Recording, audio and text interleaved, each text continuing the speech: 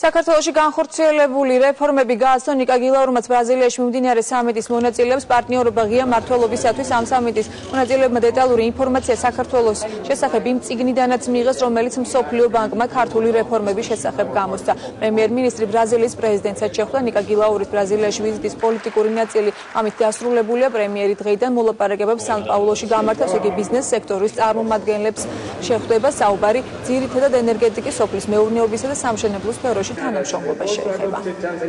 შევხვდებით სოფლის მეურნეობის დარგში ყველაზე მსხვილ კომპანიებს და ასევე ასოციაციებს ამ კომპანიების, შევხვდებით ენერგეტიკაში ენერგეტიკული კომპანიების წარმომადგენლებს, შევხვდებით ავია ინდუსტრიის წარმომადგენლებს და სხვა სამშენებლო სექტორის წარმომადგენლებსაც. არის ინტერესი, რა თქმა უნდა, საქართველოსადმი დიდი ინტერესი არის.